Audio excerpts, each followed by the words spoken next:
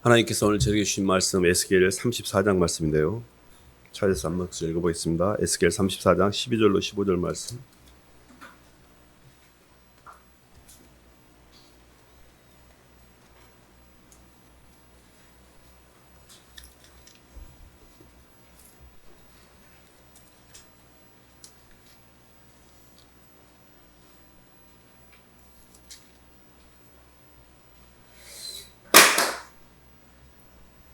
구약 1204쪽입니다.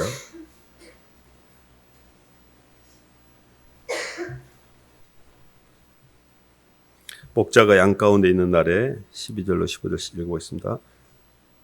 시작. 목자가 양 가운데 있는 날에 양이 흩어졌으면 그 때를 찾는 것 같이 내가 내 양을 찾아서 흐리고 캄캄한 날에 그 흩어진 모든 곳에서 그것들을 건져낼지라. 내가 그것들을 만민 가운데서 끌어내며 여러 백성 가운데서 모아 그 본토로 데리고 가서 이스라엘 산 위에와 시냇가에와 그 땅 모든 거주지에서 먹이되 좋은 꼴을 먹이고 그 우리를 이스라엘 높은 산에 두리니 그것들이 그곳에 있는 좋은 우리에 누워 있으며 이스라엘 산에서 살찐 꼴을 먹으리라. 내가 친히 내 양의 목자가 되어 그것들을 누워 있게 할지라. 주 여호와의 말씀이니라. 아멘. 박수로 하나님께 영광 돌리겠습니다. 참 목자이신 하나님이라는 말씀 제목인데요. 사실 이 본문의 에스겔의 그 말씀의 큰 흐름은 이스라엘 백성이 이렇게 바벨론의 포로가 되어가지고 이제 잡혀 있는 상태에서 하나님이 이스라엘의 그런 죄성과 심판에 대한 그런 경고와 함께 그들의 삶의 회복에 대한 메시지를 전해주고 있는 거거든요. 사실 우리 인생이 이 바벨론의 포로로 살고 있는 70여 년의 그 바벨론 포로의 기간과 흡사합니다. 하나님을 떠나서 우리의 제약된 삶 때문에 우리 스스로 하나님을 마음에 두기 싫어하고 하나님의 심판에 의해서 포로가 되어버린 상태. 그래서 우리는 끊임없이 그 포로된 땅에서 본토를 향한 그리움과 본향으로 돌아갈 날을 기다리면서 하나님을 찾고 있는 상태. 그게 이제 우리가 그리는 본토 이스라엘이 바로 우리의 천국이겠죠. 본향이겠죠. 예수님을 믿고 사는 것은 땅에서 뭐를 잘 되고 복 받고 이런 게 아닙니다. 그런 거는 종교이고 예수님을 믿고 신앙으로서의 주님을 만난다는 것은 시간과 공간에서 완전히 해방되어서 참 안식의 세계로 진입하는 거거든요. 많은 사람들이 자기 자아가 잘 되고 이 땅에서 조금 뭔가 좀 편하게 살기 위해서 교회를 다니고 신앙생활 하는데 거의 그 수박으로 말하면 겉밖에 모르는 안에 뭔 내용인지도 전혀 경험하지 못하고 참 안식의 세계가 뭔지 예수님을 믿는다는 게 뭔지 신앙의 본질이 뭔지 정말 너무 몰라도 하나도 모르고 그냥 왔다가 막 가는 근데 그것에 대해서 아무런 문제의식도 못 느끼고 교회만 그냥 왔다 갔다 하는 이런 것들이 참으로 안타까운데요. 갈수록 세상이 이제 세속화되고 갈수록 예수를 믿는 사람들이 없어지고 갈수록 하나님 나라의 진리가 선포되는 것 자체가 희미해지고 이렇게 천국에 대한 소망은 점점 불확실해지면서 땅에서 욕망으로 사는 것이 굉장히 재미있고 즐거운 것처럼 땅에 있는 내 나발이가 내 형체가 커지는 것을 감각적으로 즐기면서 사는 게 우리의 인생인데요. 사실은 굉장히 그 고통의 시간입니다. 오늘 말씀을 보면서 하나님의 창조의 섭리에 의하면 우리가 참 목자 되시는 하나님의 창조의 원형이라는 큰 틀에서 보면 우리는 한참 못 미친 상태거든요. 하나님의 창조의 원형은 뭐였냐면 하나님의 형상이었습니다. 하나님 형상이라는 것은 하나님의 사랑이 우리 속에 온전히 전달되어져서 우리가 땅의 세계에 피조 세계에 휘둘리거나 끌리거나 눌리거나 염려하지 않고 그 세계를 다스리고 누리며 하나님 나라를 누리는 과정에서의 또 천국을 준비하는 이런 여정으로서의 우리 인생을 설계하셨거든요. 그래서 우리가 계속해서 질문을 던져보는 겁니다. 왜 이렇게 인생이 힘들고 왜 이렇게 내가 이렇게 세상 사는 게 이렇게 눌리고 고통스럽고 왜 이렇게 나는 내 죄를 못 다스리고 계속 죄에 끌려다니고 죄를 밥 먹듯이 하고 왜 나는 한 번도 사탄한테 마귀한테 이기지도 못하고 이렇게 계속 헤매고 사는가. 이런 부분에 대한 답들을 우리가 찾아가야 된다요. 그 가장 큰 이유는 뭐였냐면 잘못된 의식, 거짓 의식. 세상에는 거짓 의식이 있고 거짓 소속감이 있고 거짓 운동력이 있고 거짓 형체가 있습니다. 가장 잘못된 거짓 의식이 뭐냐면 선악과 의식입니다. 하나님이 우리에게 주신 모든 것은 사랑이고 모든 것은 우리에게 보기에 심히 좋았기 때문에 우리 인생의 양약이 되고 좋은 건데 자꾸 내 자아가 개입되어서 이 땅에 있는 모든 것들 자꾸 갈라내요. 좋은 것과 나쁜 것. 그리고 그것이 내 입맛에 안 맞다고 막 우주한테 막 싸우고 막 사람하고 싸우고 막 힘들어하고 막 괴로워하고 이게 정확하게 말하면 하나님이 우리에게 주신 첫 번째 단추인 거짓 이 소속감, 거짓 의식인 이것을 잘 못 잡은 거거든요. 사실 안식의 세계에 못 들어가는 이유가 있는데 히브리서 4장 한번 봐볼까요? 히브리서 4장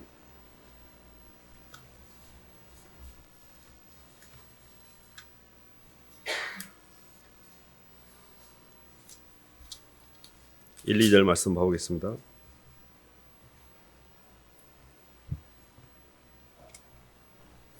히브리서 4장 1, 2절 그러므로 우리는 시작 그러므로 우리는 두려워할지니 그의 안식에 들어갈 약속이 남아있을지라도 너희 중에는 혹 이르지 못할 자가 있을까 함이라. 그들과 같이 우리도 복음 전함을 받은 자이나 들은 바 그 말씀이 그들에게 유익하지 못한 것은 듣는 자가 믿음과 결부시키지 아니함이라. 아멘. 우리가 이렇게 안식의 세계라는 하나님의 임재의 세계를 못 들어가는 이유는 시간 속에 갇혀있기 때문에 그렇습니다. 선악과라는 것 자체는 개념적으로 말하면 원과 한이거든요. 선은 원이고 악은 한이거든요. 근데 선은 미래이고 한은 과거이기 때문에 시간 속에 갇혀있기 때문에 나라는 자아가 계속해서 그 시간 속에 있는 문제를 해결하려고 내 행위를 되돌리로 계속 돌리고 있는 거거든요. 근데 아무리 움직여도 그 시간의 문제가 해결되지 않습니다. 대부분 사람이 살아가면서 과거에 많이 묶여 있습니다. 과거에 묶였다는 것은 사람에게 묶인 것이고 미래에 묶였다는 것은 내 자신에게 묶인 겁니다. 과거는 뭔가의 한이기 때문에 사람에게 묶인 것이고요. 미래는 원이기 때문에 내 욕망에 묶인 거예요. 그러니까 과거와 현재와 미래가 하나님의 말씀으로 통전적으로 통합이 안 된 상태에서 과거와 미래와 현재가 따로따로 노는 상태에서 오는 힘듦, 이게 바로 우리가 가는 육의 고통입니다. 그래서 예수님을 믿으면 이게 통합이 돼요. 시간으로부터 해방이 됩니다. 그러니까 예수를 믿는다는 것은 그냥 뜬구름 잡는 이야기가 아니에요. 굉장히 실존적입니다. 그래서 예수님을 믿으면 첫 번째 어떻게가 되냐면 과거가 없어지기 시작해요. 근데 그게 어떤 기반에서 과거가 없어지냐면 우리의 시간 속에 있는 원과거, 소위 말해서 시간 속에 있는 우리의 과거, 원과거 말고요. 이것은 우리가 이 땅에 들어와서 형성된 우리의 기억 속에 있는 과거입니다. 근데 그 생각 속에 있는 과거라는 게 하나님의 은혜의 기반으로 과거에 받은 은혜를 통해서 내 시간 속에 있는 과거를 해결할 수가 있어요. 그게 무슨 말이냐면 이 땅에서 사람이 이렇게 움직입니다. 근데 그 움직이는 행위가 내 마음대로 온전하지 않을 때가 있잖아요. 그러면 사람은 그것 때문에 죄책감을 느낍니다. 그 죄책감들을 해결하기 위해서 노력을 하는데 그게 세월이 가면 갈수록 해결된 게 아니라 계속 쌓여요. 그래서 우리는 굉장히 마음 가운데 죄의 짐을 지고 있어요. 이게 과거에 묶인 겁니다. 그래서 내가 왜 그때 그랬을까? 강박과 자책이라는 게 강박은 원이고 자책은 한이에요. 계속 자책을 한다는 이야기는 과거에 많이 묶여 있다는 뜻이에요. 근데 과거를 해결하지 못하면 한 발자국도 천국에 못 들어갑니다. 과거가 지옥이기 때문에 그래요. 하나님 나라는 영원한 현재이기 때문에 과거에 묶인 사람은 아직 하늘나라에 진입을 못하고 있는 거예요. 시간을 꼭 잘 풀어내셔야 돼요. 근데 어떻게 그걸 풀어내느냐? 예수님이 십자가에서 내 죄를 위해서 모든 고통을 당하신 그 예수님의 사랑의 은혜, 내가 이 땅에 태어나기 전부터 하나님은 나를 알고 계셨고 내가 이 땅에 들어오기 전부터 내가 모태에서 조성이 될 때도 개입하셨고 내가 시공간에 아직 안 들어왔을 때 이미 십자가에서 죽으시고 부활하심으로 나의 창조의 모든 이 땅에 살아가는데 내게 필요한 자양분을 이미 공급해 주셨어요.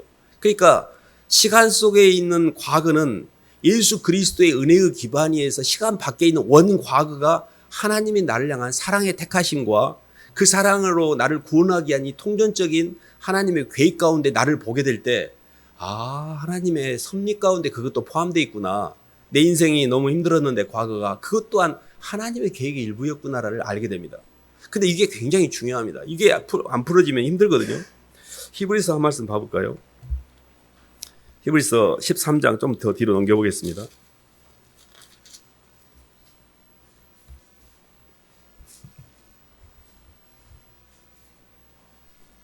8절 9절 한번 읽어보겠습니다.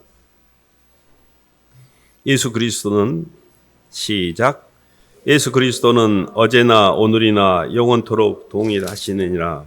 여러 가지 다른 교훈에 끌리지 말라. 마음은 은혜로서 굳게 함이 아름답고 음식으로서 할 것이 아니니 음식으로 말미암아 행한 자는 유익을 얻지 못하였느니라. 아멘. 예수님은 어제나 오늘이나 영원토록 동일하셨다고 했잖아요. 어제는 과거이고 오늘은 현재이며 영원토록 동일하신 미래가 변함이 없으시다는 뜻입니다. 이게 굉장히 중요한 말인데 과거에도 변하지 않고 현재도 변하지 않고 미래도 변하지 않은 예수 그리스도의 사랑 안에서만이 우리 인생이 연결되게 돼 있어요. 그래서 우리가 이렇게 많이 힘든 이유는 내 과거의 기억 속에 있는 사람에게 묶여 있거나 내 미래에 내가 과거에 이루지 못한 내 원에 묶여서 시간과 공간 안에 갇혀서 계속 그걸 이루려고 노력을 하는데 내가 이루어지지 않는 것에 대한 힘듦이에요. 그리고 근본적으로 예수 그리스도의 은혜의 기반에서 내 과거가 죄사함의 자유를 누려야 되는데 죄사함의 자유를 계속 못 누리고 죄책감에 시달리고 있기 때문에 과거가 안 없어지는 거예요. 과거가 없어졌다는 말은 죄사함의 자유를 누린다는 뜻이에요. 죄가 주님이 나를 용서했다는 것을 받아들일 때만 과거가 없어져요. 그게 무슨 이야기냐면 과거에 대한 자책감과 죄책감이 나를 과거에 묶어두고 있는 거거든요. 누군가를 내가 미워했어. 상한 감정. 어렸을 때 내가 누군가 나한테 상처를 받았어. 나한테 그렇게 나를 취급하면 안 되는데 나를 너무 함부로 대했어요. 그 기억이 내 영혼 속에 계속 뿌리 깊게 잡혀가지고 딱 그 지점에 묶여가지고 한 발짝도 빠져나가지 못하고 사람만 만날 때마다 힘들어지고 모든 사람에게 방어 기제를 쓰면서 내 인생에 실타래를 못 풀고 묶일 때가 있습니다. 그때 예수님의 은혜의 기반에서 주님이 나를 너무 사랑하셨구나. 십자가에서 당신의 목숨을 거저 내어줄 만큼 나를 사랑하셨어요. 저는 그것을 처음에 잘 안 받아들였습니다. 이해가 잘 안 됐어요. 그게 왜 나를 향한 사랑이야? 제 개인적인 사랑이라고 생각이 안 됐습니다. 근데 히브리서 4장 2절에 저희도 우리와 같이 복음 전함을 받은 자이나 그 들은 바 말씀이 그들에게 유익되지 않는 이유는 듣는 자들이 믿음을 화합지 아니하더라는 말씀을 보면서 안 믿고 있구나 내가. 예수님이 나를 위해서 죽으신 것을 내가 안 믿고 있구나를 제가 깨달았죠. 주님 이제 제가 믿어요. 그 사실에 제가 믿음을 결부시킵니다. 주님이 저를 위해서 죽으신 것 정말 감사해요 했더니 제 안에 이렇게 은혜가 들어오고 제 속에 시간 속에 묶여있던 제 억울함들이 하나도 힘들지 않더라고요. 그래서 어떻게 내가 그게 해결됐지 과거를 아무리 생각하려고 해도 생각이 안 나요. 과거에 나를 힘들게 했던 걸 아무리 생각하려고 해도 과거가 없어져 버렸어. 진짜로 그렇습니다. 왜 그러지 이렇게 봤더니 주님이 그 시간표를 허락하셨다는 걸 내가 받아들인 거예요. 그것마저도 주님의 시간표 안에 있었군요. 저 너무 억울하고 힘들었는데 제가 그걸 억울하고 힘들다라고 해석을 했군요. 제 원과 한으로 해석을 하니 주님의 섭리는 보이지 않고 그래서 제가 힘들었군요를 받아들이니까 그게 해결이 됐거든요. 그것이 죄사함의 자유입니다. 신앙에서 두 단어가 굉장히 중요합니다. 항상 말씀드리거지만 십자가하고 부활입니다. 십자가는 우리를 과거로부터 자유롭게 해요. 부활은 우리의 미래를 열기 시작합니다. 저는 예수님을 믿는 것은 십자가와 부활의 신앙이라고 생각을 해요. 십자가상에서 주님이 나를 향하신 그 사랑을 받아들인 것을 믿음이라고 그래요. 예수님이 나를 사랑하셨다는 것을 내가 진심으로 받아들여야 돼요. 그게 믿음이에요. 사람들은 믿음이라는 것을 어떤 율법적인 어떤 강박이나 어떤 교리적인 이해를 통해서 뭔가 믿습니다. 저 믿어요. 이렇게 어떤 자기 암시가 아닙니다. 믿음은 뭐냐면 하나님이 나를 사랑하셨고 예수님이 나를 위해서 십자가에서 죽으실 만큼 나를 사랑했다는 것을 내 마음의 문을 열고 그걸 받아들이는 걸 믿음이라고 그래요. 믿음은 사랑을 받아들일 때만이 사랑으로 역사하는 믿음이잖아요. 사랑을 안 받아들이면 그 사람 믿음이 없는 거예요. 교회를 다니면서 왜 이렇게 예수님을 다들 안 받아들일까? 왜 안 믿을까? 가만히 들어가 보면 내가 이렇게 죄를 졌는데 나 같은 것을 하나님 용서해주고 사랑한다고? 이거는 논리적으로 안 맞아. 자기 자신의 의가 하나님의 공의보다도 더 커요. 그러니까 우리가 그렇게 되면 어떻게 되냐면 다른 사람을 용서할 수가 없어요. 저런 것들을 용서한다고? 하나님이 나 같은 것을 용서했다는 걸 받아들인 사람만 다른 사람에게 해방이 돼요. 왜 그러냐면 나도 용서를 받았기 때문에 다른 사람을 정죄할 이유가 없는 거예요. 근데 이게 내가 용서를 못 받잖아요. 그럼 나도 용서를 못 받고 동일하게 죄를 짓거나 나보다 조금 더 죄를 짓는 놈들은 손가락질하면서 조지고 있는 거예요. 계속. 그러니까 나도 갇히는 거예요. 같이. 이게 뭐냐면 과거에 묶여 있는 겁니다. 과거에 한 발짝도 못 빠져나가는 거예요. 천국은요 영원한 현재예요. 과거와 미래가 없습니다. 물론 하나님 나라에 가는 미래는 우리를 방향을 끌어주니까 소망은 우리에게 좋은 거지만 과거는 완전히 마귀가 역사하는 공간입니다. 그래서 저희가 이렇게 하시면 됩니다. 어떻게 과거에서 해방되냐면 내 과거에 힘들었던 그 기억을 하나님의 절대 주권하에서 해석하셔야 돼요.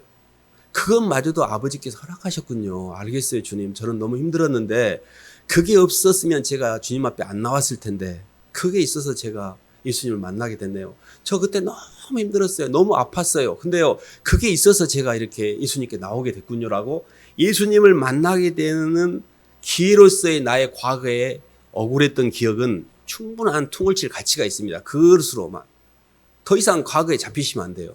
그리고 과거를 흘려보내셔야 돼요. 왜 이게 굉장히 중요하냐면 과거의 은혜를 받지 못하면 현재의 그 은혜를 누리지 못하고 미래가 열리지 않아요. 과거는 생각이고 현재는 이 느끼는 것이고 미래는 행동하는 거거든요. 지정의로 보면. 과거는 지입니다. 사실 이 지라는 게 생각이라는 게 과거를 생각하는 거거든요. 사람이 생명과의 구조에 있을 때는 생각을 쓰지 않았어요. 머리를 굴리지 않았습니다. 사랑이기 때문에 생명과는 안에서 느끼는 거예요. 사랑을. 근데 자꾸 머리가 작동된다는 이야기는 마귀가 역사하는 공간입니다. 생각은. 생각이라는 게 시간이거든요. 시간의 흐름이거든요. 내가 과거의 기억, 미래에 대한 불안, 과거에 대한 연민, 과거에 대한 자책, 미래에 대한 두려움 이런 모든 것들이 예수 그리스도의 은혜의 기반 위에서 시간을 해결하지 못하기 때문에 그래요. 계속 과거가 돌고 있잖아요. 이렇게. 계속 끌려다니고 있잖아요. 계속 이렇게 설교를 듣고 나가보면 다시 옛날로 돌아가 있어요. 아무리 10년 동안 교회를 다녔는데 가보면 당산나무 신앙이야. 운이 좋았다 그러고 또 재수가 없다 그러고 계속 어렸을 때 들었던 기억이 그 사람을 끌고 가고 있어요. 전 보러 가고 막 이상한 짓거리들 해요. 그게 뭐냐면 예수님 안에서의 가치관이 하나도 안 변한 거예요. 성경적인 세계관과 성경적인 가치관도 없고 하나님 말씀으로 통조조 해석하기 아니라 어렸을 때 엄마가 했던 말, 어렸을 때 우리 집 옆집 아저씨가 했던 말들이 아직도 나를 지배하고 있어요. 안 그런 것 같죠? 잘 봐보세요. 내 내면은 하나도 안 변하고 있어요. 교회 와서 설교는 듣고 있지만 내 영혼이 하나님의 영이 전혀 진입하지 못하고 있는 겁니다. 그래서 진심으로 마음을 여셔야 돼요. 진심으로 예수님이 나를 사랑하셨고 주님이 나를 위해서 십자가에서 죽으실 만큼 나를 사랑했다는 거. 저는 이렇게 정리를 했습니다. 하나님이 창세전에 그리스도 예수 안에서 우리를 택하셨다. 처음에 들을 때는 황당한 이야기였습니다. 근데 하나님의 통종적인 우주의 전 통전적인 역사를 통해서 그게 이해가 됐어요.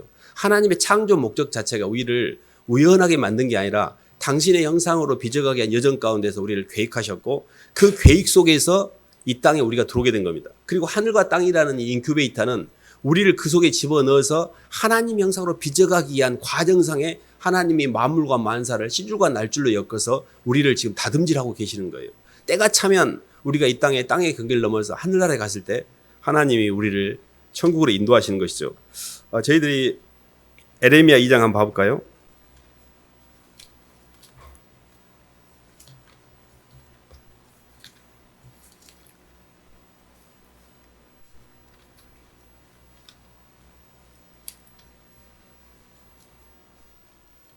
이 장 13절 한번 봐보겠습니다.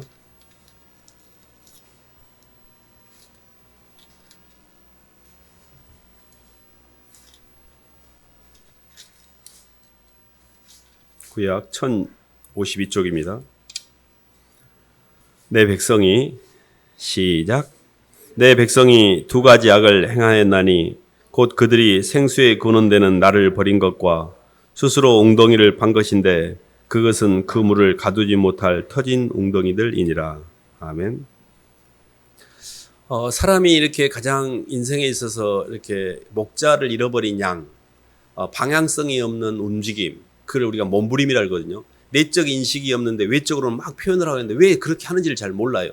그래서 우리가 그것을 짓거리라고 그래요. 새가 날개짓하는 것은 어떤 고상한 행동이 아닙니다. 그냥 본능적인 짓거리를 하고 있는 거예요. 짓이라는 건 몸짓, 발짓, 손짓, 눈짓. 그게 뭐냐면 계속 내적인 인식과 가치가 없는 거예요. 방향이 없는 거예요. 그냥 본능에 충실하고 있는 거예요. 본능에 따라 먹고 마시고 즐기는 것 외에는 관심이 없는 거예요. 그걸 다 짓거리라고 그래요. 근데 생수의 근원 대신 목자 대신 하나님의 우리를 향하신 내적인 인식으로서의 그분의 사랑이 없으면 우리는 몸뚱이를 따라갈 수밖에 없어요. 그렇기 때문에 끊임없이 우리의 의식이 잘못된 내 욕망이 기준이 돼서 선악과를 통해서 사물을 보고 있고, 그 선악과의 욕망을 채우기 위해서 감정이 욕망으로 통하고, 그 몸뚱이가 죄를 짓는 데 빠르고, 내 입술이 그 죄를 합리화시키는 데 거짓말을 하고, 끊임없이 우리는 죄를 짓고 있습니다. 모든 것 자체가 죄덩어리에 다. 그 속에 생수의 근원 되시는 하나님이 없기 때문에 그래요. 하나님을 두려워하지 않기 때문에 그래요. 하나님을 두려워하지 않고 그분을 모르기 때문에 지 마음대로 사는 거예요. 주님을 알게 되면 절대 그럴 수가 없습니다. 그래서 저희의 인생의 문제는 빛이 없는 게 문제입니다. 우리가 죄를 짓는 거는요, 저는 아주 내추럴하다고 생각해요. 죄를 지을 수밖에 없는 존재입니다. 우리가 죄를 짓는 것을 나는 왜 이렇게 죄를 짓는가가 아니에요. 죄를 짓는 것과 싸우는 게 아니라, 죄를 안 지으려고 하는 게 아니라 빛이 없다는 걸 인정하셔야 돼요. 아, 나에겐 사랑이 없구나. 내 인생에 이정표가 없구나. 내 인생에 좌표가 없구나. 내 인생에 목적이 없구나.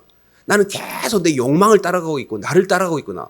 근데 좌표가 뭐냐면 예수님이십니다. 주님이셔요. 우리의 생수의 근원 되시는 분이 하나님이시고, 그 하나님이 사랑을 우리에게 전달해 주시면 예수님이기 때문에 예수님을 통해서만 우리가 모든 하나님의 충만을 누리게 해놓으셨어요. 저는 이런 말들이 좀 어렵습니다. 시간이 막 해결된다 그러고, 목사님 말이 너무 어려워. 근데 먹고 마시고 즐기는 건 내 눈앞에 보이고 너무 재밌어. 그런 것들 그렇게 살고 싶어. 그냥 파티하고 싶고 막 여행 다니고 싶고 놀고 싶고 친구들하고 막 그렇게 살고 싶어요. 근데 계속 뭐 성경 공부하고 막 기도하고 막 어디 가서 막 재미 하나도 없는데 앉아 있어야 되고 막 이거 너무 지루해. 근데요, 이게 굉장히 우리는 지금 몸으로 들어오는 감각의 세계에 살고 있거든요. 근데 영으로서 몸의 행실을 다스리지 못하면 이 감각의 세계가 우리를 지배하게 되면 그게 지옥이 됩니다, 나중에. 지옥이라는 게 뭐냐면 내적으로 내 육을 다스릴 수 있는 힘이 없는 상태에서 육이 나를 점령해버린 거예요. 그렇기 때문에 굉장히 중요한 게 예수님을 많이 생각하셔야 됩니다. 그 예수님을 생각하기가 굉장히 어렵습니다. 저는요, 제가 목회를 하는데도 불구하고 예수님을 생각하기가 너무 어렵습니다. 계속 저를 생각해요. 그래서 저를 향한 생각을 주님께로 돌리라고 예를 많이 씁니다. 주님, 날마다 주님을 불러요. 막 힘드니까. 주님을 안 부르면 안 되니까. 어떻게든 내 생각이 주님을 떠나는 것을 막으려고 몸부림을 칩니다. 아니, 목사님인데 그러세요? 목사님도 다 그렇습니다. 계속 세상과 싸우고 있는 겁니다. 그냥 되는 게 아니에요. 내 모든 생각을 주님께 집중하셔야 됩니다. 그래야 마귀가 틈타지 않아요. 주님, 힘들어요. 주님, 생각이 자꾸 분산되고 의식이 분산되고 자꾸 선악과가 들어오고 자꾸 원간이 생기고 사람이 믿고 휘둘리고 막 이래요. 주님. 계속 주님을 부를 수밖에 없어요. 그러니까 우리가 계속해서 문제하고 싸우면 지는 겁니다. 그런 문제를 우리는 이길 힘이 하나도 없어요. 근데 생수의 근원 되신 주님을 부르기 시작하잖아요. 그러면 그게 굉장히 편안해집니다. 그래서 저희가 첫 번째 과거를 해결하는 방법은 십자가에서 주님이 나의 모든 죄를 해결해 주셨다는 것을 받아들이셔야 돼요. 그리고 두 번째 미래를 해결하는 방법은 이런 겁니다. 시간 속에 있는 미래. 아, 나는 어떻게 먹고 살지? 나 장가도 가야 되고 시집도 가야 되고 직장도 가야 되고 당장 이게 다음 달에 생활비도 없고 돈은 쫓기고 이거 어떻게 하지? 내 미래가 불확실해요. 그리고 내 미래 어떻게 될지가 너무 막연해. 그리고 또 혹시라도 내 미래에 모아놓은 돈도 없는데 아프면 어떡하지? 또 무슨 일이 생기면 어떡하지? 교통사고가 나면 어떡하지? 자식이 잘못되면 어떡하지? 모든 미래가 불안해요. 너희 모든 염려를 주께 맡겨버리라. 우리가 미래를 해결하는 게 아니에요. 맡기는 겁니다. 미래는 항상 불확실해요. 근데 그 불확실하기 때문에 주님을 찾을 수가 있는 거고요. 그 불확실한 미래 때문에 주님이 들어오는 통로가 열리는 겁니다. 그렇기 때문에 저는 이렇게 해결합니다. 미래가 오면, 두려움이 오면, 주님, 이런 불안과 두려움이 주님을 찾으라는 사인이시죠. 그리고 이 땅에서의 시간표만을 보면 앞이 안 보여. 무엇이 이 땅에서 막 먹고 살고 어쩌고 움직인다 해도 그게 뭔 의미가 있어요. 근데 부활의 소망으로 하늘나라를 봐요. 항상. 주님 나라를 제가 바라봅니다. 주님 만날 날을 기다리면서 주님이 예비해 놓으신 천국, 하늘나라. 봐보세요. 계속의 에스겔의 내용은 에스겔이 환상 중에 본 새 예루살렘 성에 대해서 묘사를 하고 있습니다. 에스겔 40장 이후로 보면 에스겔이 끊임없이 성전의 동문과 남문과 북문과 성전의 어떤 모양으로 했는지 그걸 다 세세하게 우리에게 하늘나라라는 새 예루살렘 성이 환상의 세계, 추상적 세계가 아니라는 것을 정확하게 본인이 25살에 에스겔이 포로로 잡혀가지고 30살부터 하나님의 환상을 기록하기 시작합니다. 그가 22년 동안 하나님의 환상을 본 걸 기록하거든요. 그 에스겔의 환상이 다소 어렵습니다. 저희들이 하나님이 예비해 놓으신 거니까. 그 말은 뭐냐면 천국의 확실성과 하나님의 절대 주권을 이야기하고 있는 거예요. 이 모든 우주의 역사가 우연이나 우연히 그렇게 지나가는 것처럼 보이지만 하나님의 절대적인 섭리와 주권 가운데 하나님이 당신이 택하신 백성들을 하나님 형상으로 빚어가는 여정에 불과합니다. 더도 덜도 없어요. 너무 역사가 선명합니다. 하나님의 역사의 섭리가. 그렇기 때문에 하늘나라에 갔을 때까지 봐보세요. 시간을 70, 80 노후로 멈추시면 안 돼요. 그 뒤를 보셔야 돼요. 죽은 이후에 주님이 나를 하늘나라에서 만날 그날을. 우리의 의식이라는 것 자체는 시간 속에 갇혀 있다는 게 내가 태어난 이후에 기억하고 죽기 전까지 이런 시간표 정도에 어떻게 먹고 살지? 어떻게 해서 이거를 잘 내가 매니징 해가지고 리스크를 해치하지? 이러고 살고 있어요. 그게 아니에요. 죽는 것은 할렐루야입니다. 죽음 이후의 세계를 보실 줄 알아야 돼요. 하나님, 제가 이제 주님을 이제 몸 밖에서 뵙니다. 몸으로 주님을 뵐 때는 이제 육이 있기 때문에 제대로 못 봤는데 이제 제가 주님을 몸 밖에서 뵙는 날이 와요. 내 영혼이 주님을 만난 날이 옵니다. 천국의 세계는 환상의 세계가 아니에요. 너무 실존의 세계예요. 그렇기 때문에 우리의 미래가 시간 속에 있는 미래에 대한 잠시 잠깐 나그네의 길로 사는 하룻밤 인생과 같은 내 시간 속의 미래가 아니라 영원히 하나님이 내게 예비로 신 하늘나라에 대한 소망을 가질 때만이 미래에 대한 두려움이 없어져요.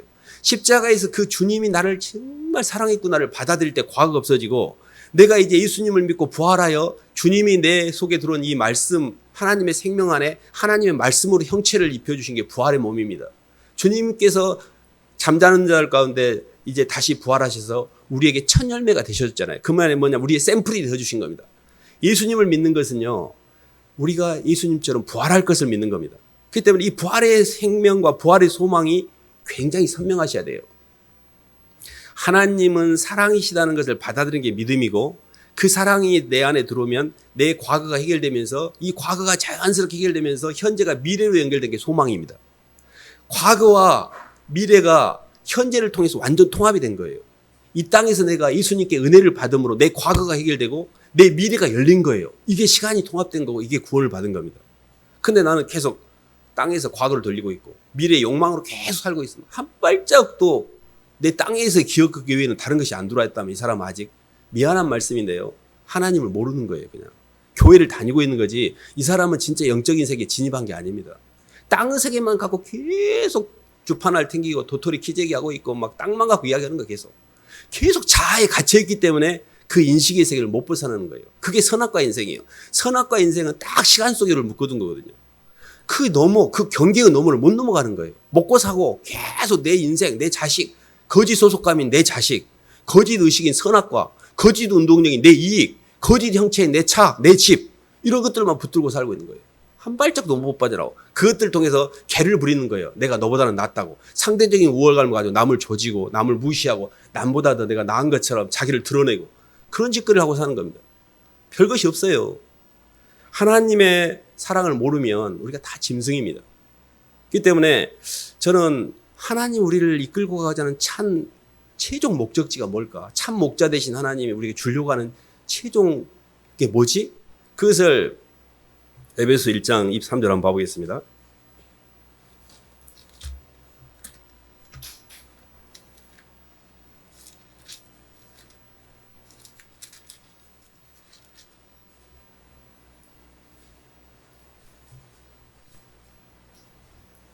교회는 에베소 1장 23절 311쪽입니다.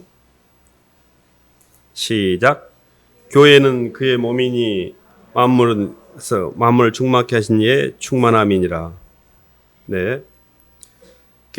교회라는 것 자체가 이제 그 충만의 번지거든요. 그러니까 교회는 그의 몸이니 만물을 충만케 하신 자의 충만이라고 하는데 하나님이 우리에게 주시고자 한 최종 목적들은 충만입니다. 그래서 하나님께서 우리에게 과거와 미래가 이렇게 연결되면 현재에 충만하게 돼요. 그래서 하나님의 충만을 우리에게 입혀주시기 위해서 이렇게 하신 거고요. 우리가 이제 이렇게 영적으로 이렇게 시간의 문제가 해결되면 마지막 최종적으로 현재를 사는 방법이 현재를 받는, 그러니까 과거를 해결하고 미래가 해결되면 현재에 하는 게 있습니다.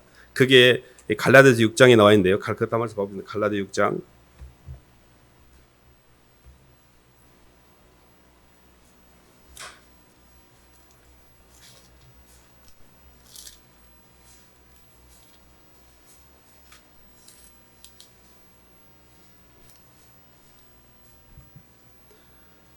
9절 10절 한번 읽어보겠습니다.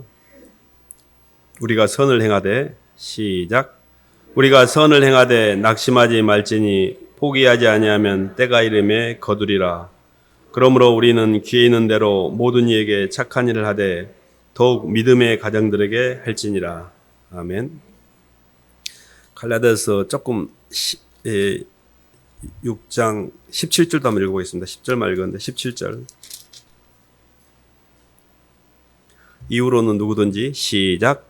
이후로는 누구든지 나를 괴롭게 하지 말라. 내가 내 몸에 예수의 흔적을 지니고 있노라. 예수님을 믿고 현재에 집중하는 게 뭐냐면 선을 행하는 겁니다. 모든 이에게 선을 행하되 믿음의 가정들에게 더욱 할지라 했고, 그 선을 행한다는 게 현재에 집중하는 건 뭐냐면 과거가 해결되고 미래가 열리면 모든 동력이 충만에 번지해서 사람을 살리는 데 집중하게 돼요. 근데 그게 뭐냐면 예수의 흔적을 갖게 됩니다. 예수님의 흔적이 뭐냐면 나에게 굉장히 십자가의 나를 못 받고 있는 사람들을 견디는 거예요. 그들을 살리는 거예요. 예수님은 이 땅에 자신을 죽여서 여러 사람을 살렸거든요. 막 힘들다라고 애문소리 하는 것은 내게 아직 그런 능력이 없는 겁니다. 물론 다 그렇습니다. 근데 우리가 예수 그리스도의 은혜의 기반에서 과거가 해결되고 내 삶이 하늘나라의 소망을 갖게 되면 현재에 집중하는 게 뭐냐면 다른 사람을 살리는 일에 집중해요. 근데 그 살리는 일을 하다 보면 맨 십자가에 못 박히는 일밖에 없어요. 죽는 것밖에 없어요. 내가 내 몸 안에 사도 바울이 예수의 흔적을 가졌다는 말은 예수님이 십자가의 고난을 받으시면서 못자국이 손에 난 것처럼 다른 사람을 살리기 위해서 내가 죽는 일을 하는 거예요. 이게 엄청난 영광입니다. 나는 내가 살기 위해서 많은 사람을 짓밟고 있잖아요. 막 조지고 막 판단하고 정죄하고 막 조금만 손해보면 막 난리고 막. 근데 예수의 흔적을 가진 사람들은 주님 때문에 그걸 묵묵히 견딥니다. 그리고 사람을 살리는 데 집중을 해요. 우리의 인생의 최정점은 예수 그리스도의 은혜의 기반에서 내 존재가 확인이 되고 확인된 내 존재가 사람들에 집중하게 되어 있습니다. 그 우리 인생의 주제가 예수님 안에서 발견된 나, 신의식, 그리고 예수님께 내게 붙여준 사람들, 이 사람들을 살리기 위해서 선을 행하는 거예요. 이게 가장 가치 있는 인생입니다. 너무 우리의 인생이 선명해요.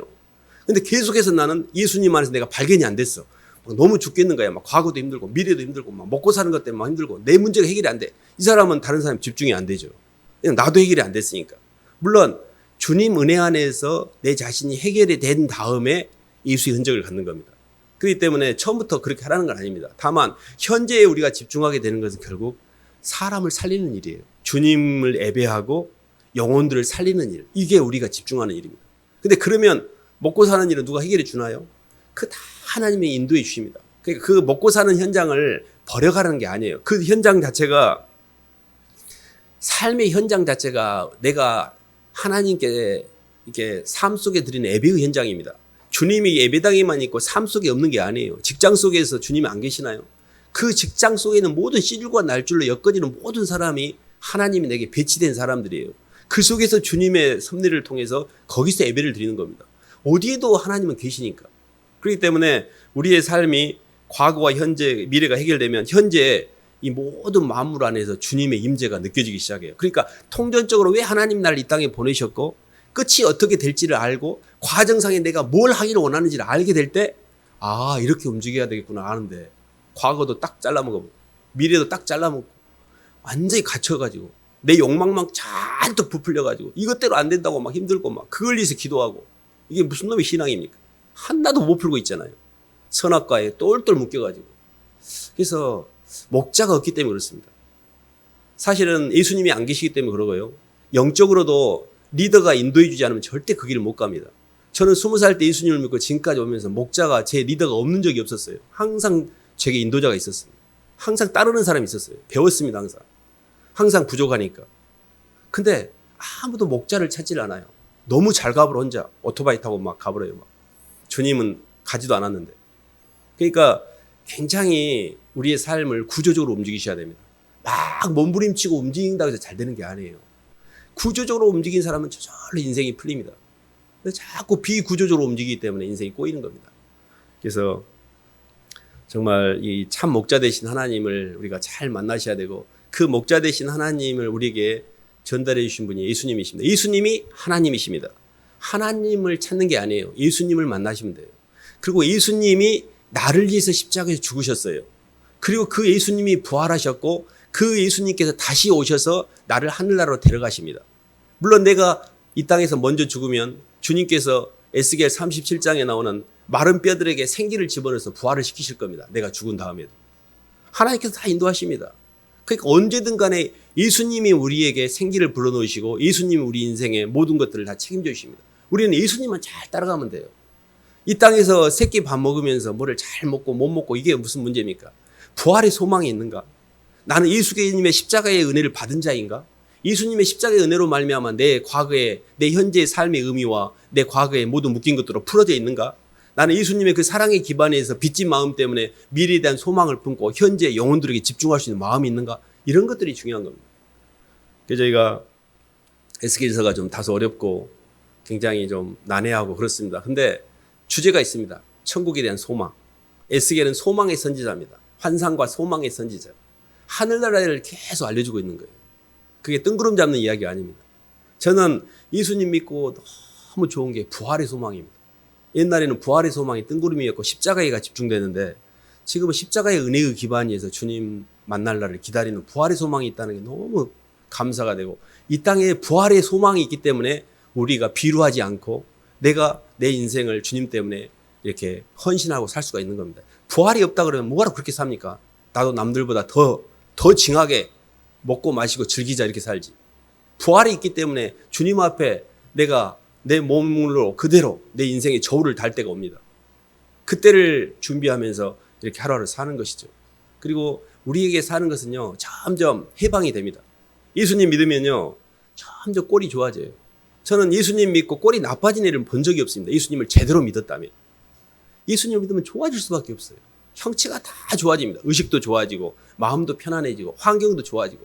왜 좋아지냐면 내 속에 성령이 점점 역사가 되니까 천사들이 진을 치기 때문에 마귀들이 물러나가니까 환경은 좋아질 수밖에 없어요. 내가 내 정욕으로 환경을 좋게 만드는 게 아니라 예수님만 잘 믿으면 환경은 저절로 풀리게 돼 있어요. 자꾸 내 노력을 따라가는 게 아닙니다. 저는 주님만 따라갈게요. 이렇게 가시다 보면 그때 천국이 열리게 됩니다. 아무튼 목자 되신 주님을 잘 따라가시기를 주님의 이름으로 축원합니다. 하나님 아버지 감사를 드립니다. 아직도 저희가 땅에 묶여서 시간과 공간에 한 발짝도 못 빠져나가서 걱정과 두려움과 눌림, 염려 가운데 살고 있는데 하나님 저희에게 이 땅에 찾아오셔서 십자가에서 죽으심으로 저희의 모든 죄를 도말하셔서 저희 죄책감을 해결해 주셨고 주님이 부활 승천하셔서 주님이 하늘나라에 대한 소망 가운데 이 땅에 죽음의 종로로 타지 않고 죽음을 두려워하지 않고 죽음까지 극복하신 주님 때문에 천국에 대한 소망 때문에 이 땅을 자유롭게 살게 해주시니 감사를 드립니다. 남은 생애에는 주님 영혼들을 돌보고 하나님이 저에게 맡겨주신 영혼들과 저희 자신의 주님을 잘 닮아가는 인격적 성장과 성령의 열매를 잘 맺을 수 있도록 하나님 인도하여 주시옵소서. 예수님 이름으로 기도드립니다.